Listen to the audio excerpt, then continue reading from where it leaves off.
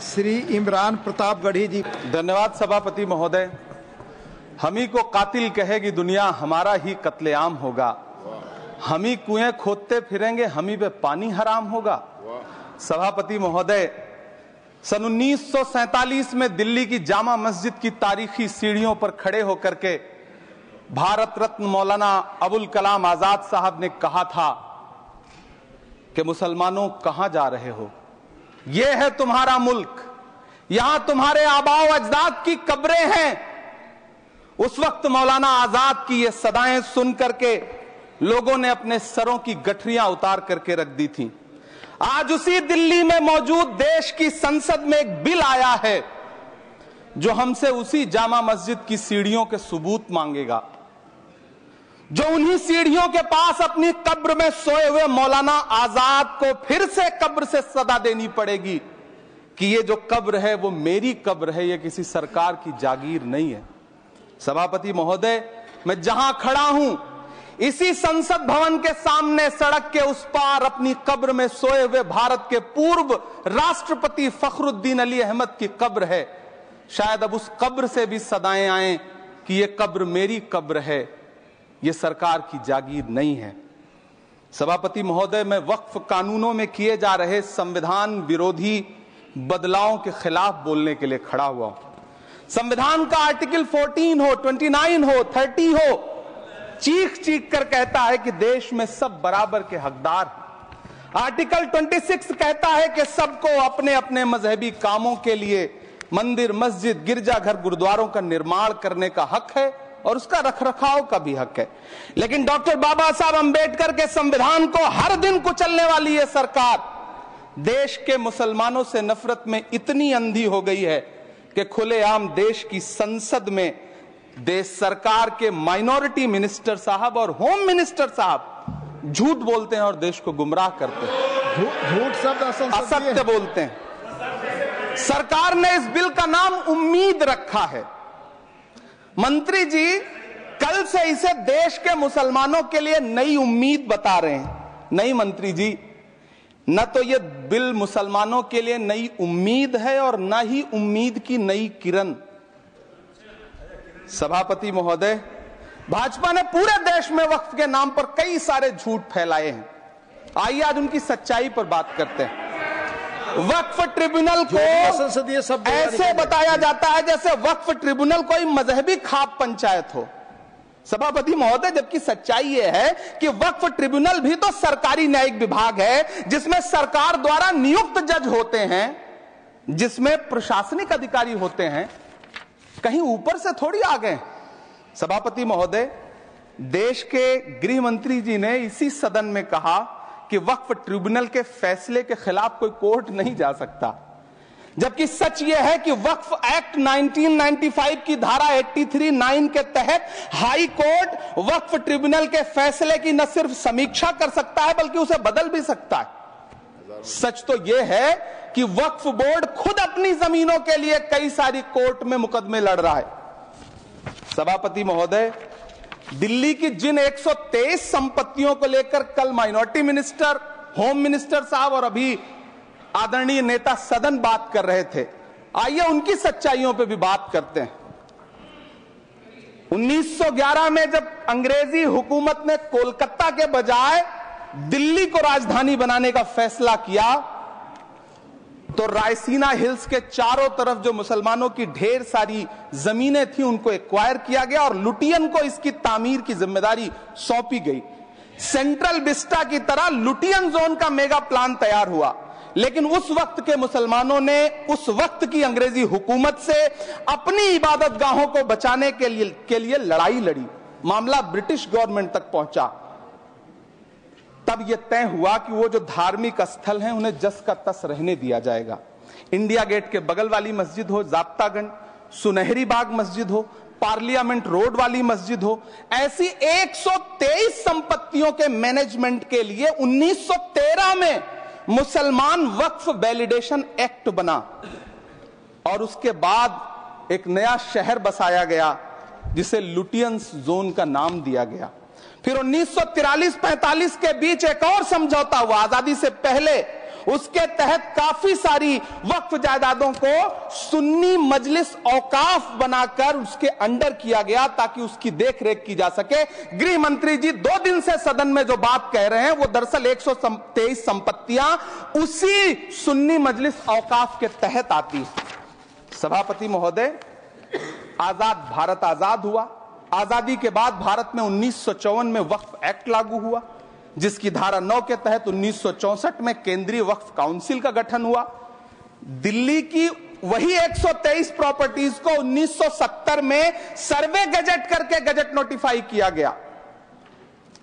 इसके निपटारे के लिए पूर्व प्रधानमंत्री इंदिरा जी के द्वारा 1974 में एक बर्नी कमेटी बनाई गई।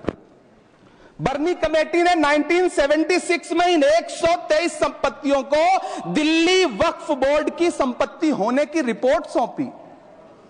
उस रिपोर्ट के आधार पर 1984 में कांग्रेस सरकार ने उन 123 प्रॉपर्टीज को दिल्ली वक्फ बोर्ड को सौंपने का फैसला किया, जिसके खिलाफ विश्व हिंदू परिषद कोर्ट गई।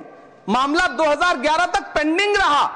फिर 2011 में कोर्ट ने सरकार को आदेशित किया कि इसका निपटारा करो। तब 2013 में तत्कालीन यूपीए सरकार ने दिल्ली की उन्हीं 123 जायदादों को बर्नी कमेटी की सिफारिशों के मुताबिक वक्फ बोर्ड के हवाले किया। यही वो प्रॉपर्टीज हैं जिनके नाम से गृह मंत्री जी कल से कांग्रेस को कोस रहे हैं। फिर आई 2014 में भाजपा की सरकार, जो तब से इन जमीनों को हड़पने की साजिश कर रही है।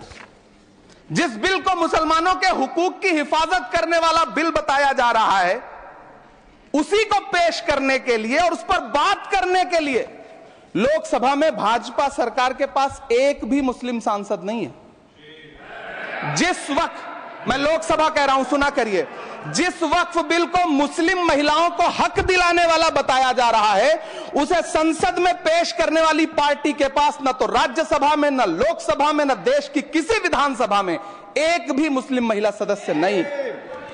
कल किरण रिजिजू जी कह रहे थे कि रेलवे की जमीनें देश की जमीनें हैं, डिफेंस की जमीनें देश की जमीनें हैं। हां मंत्री जी हैं, बिल्कुल हैं।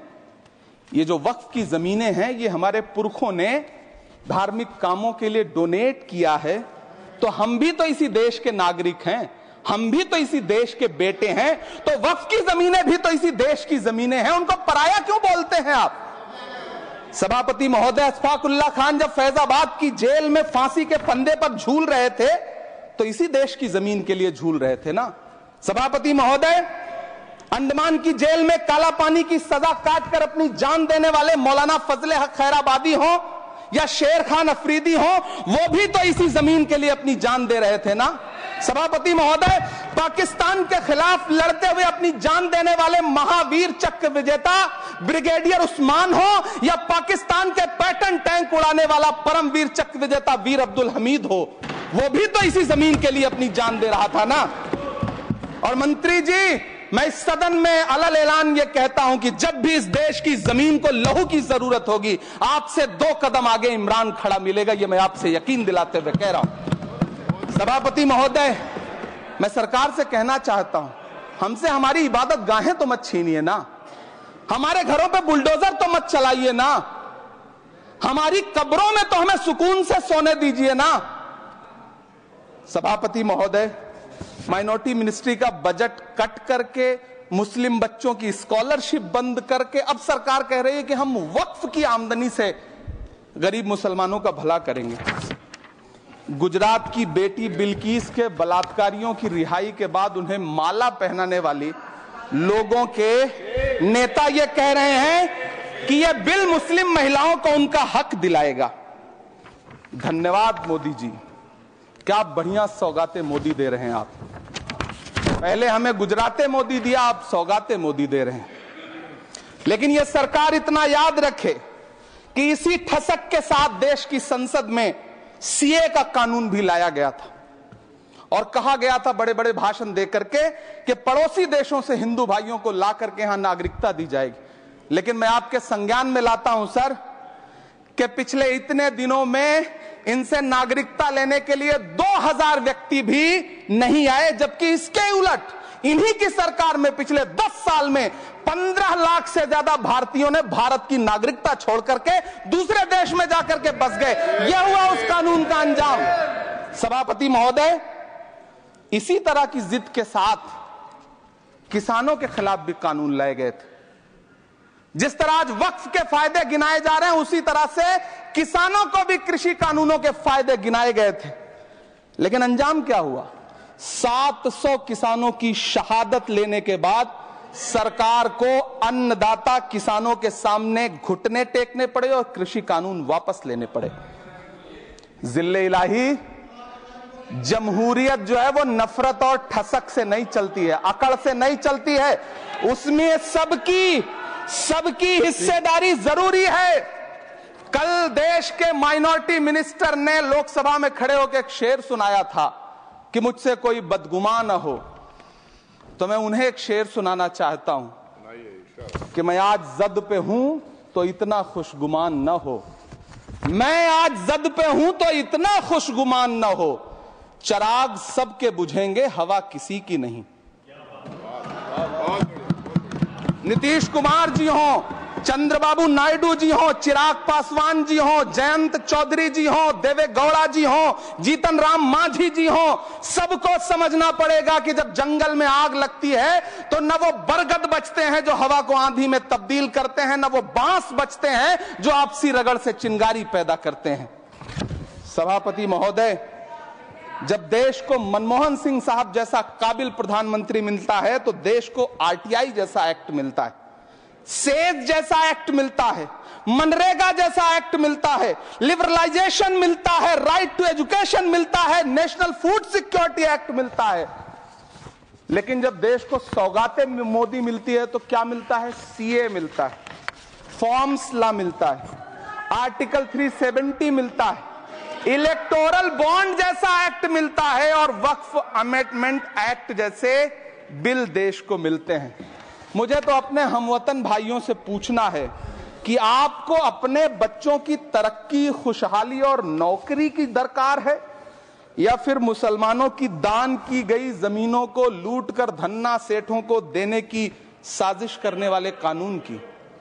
सभापति महोदय, यह सरकार रात के 3 बजे तक पूरे देश को जगा करके संसद में अपने ही नागरिकों को नीचा दिखाने के लिए वक्फ बिल ला रही थी, तो उधर रात के 1:30 बजे अमेरिका हम पर 26% टैरिफ लगा रहा था। सरकार की प्राथमिकताएं देश को पता। सभापति महोदय, मैं बहुत भावुक हूं आज, और मुझे अच्छा लगा कि आदरणीय नेता सदन जगत प्रकाश नड्डा जी ने बहुत अच्छी बातें भी की, मन से बातें की। क्योंकि उनके नाम में प्रकाश जुड़ा है तो मैं उनमें हमेशा एक रोशनी की किरण देखता हूं। मैं उनके सामने बहुत अदब से यह बात कहना चाहता हूं कि चरागों के सफर में दबदबा हो आंधियों का तो फिर अंजाम जुल्मत के सिवा कुछ भी नहीं होगा। यह दुनिया नफरतों के आखिरी स्टेज पर है, इलाज इसका मोहब्बत के सिवा कुछ भी नहीं होगा। मैं भावुक हूं, मेरी पलकें गीली हैं।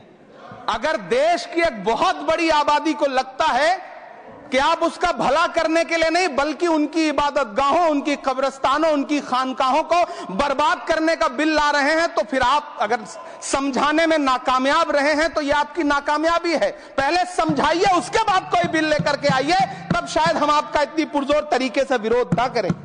लेकिन सभापति महोदय, मैं अंत में सिर्फ इतना कहना चाहता हूं कि इस बिल में जो भी पॉइंट्स दिए गए हैं, बॉम्सी पोर्टल देख लीजिए, सरकार का झूठ आपको पकड़ में आ जाएगा। हम डरे नहीं हैं, हम सिर्फ सरकार से अपील कर रहे हैं कि हमें अपना समझिए। हम आपके अपने हैं, इस देश के नागरिक हैं और आप ताकत में हैं। संख्या बल के आधार पर बिल हो सकता है आप पास करा लें, लेकिन आपको यह बात समझनी पड़ेगी कि हम तो वो तारीख हैं, जहनों में रहना है जिसे, कागजी पुर्जे नहीं जो फाड़ डाले जाएंगे। जिस जमी पर मैं खड़ा हूं ये मेरी पहचान है। आप आंधी हैं तो क्या मुझको उड़ा ले जाएंगे? आपको यह बात समझनी पड़ेगी।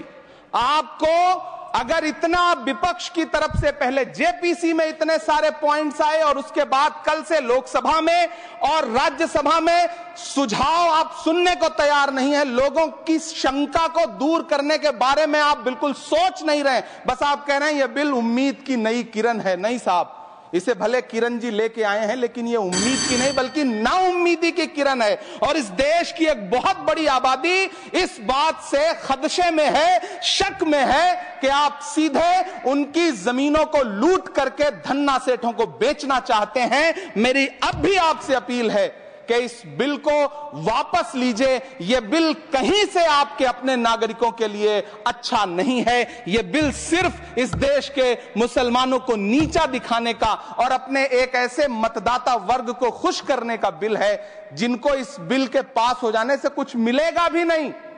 लेकिन आप एक नैरेटिव देना चाहते हैं, एक मैसेज देना चाहते हैं। मेरी आपसे अपील है कि कृपया ये जो सबका साथ सबका विकास का नारा है, इस नारे को रत्ती भर तो चरित्रार्थ कर दीजिए। बहुत बहुत धन्यवाद।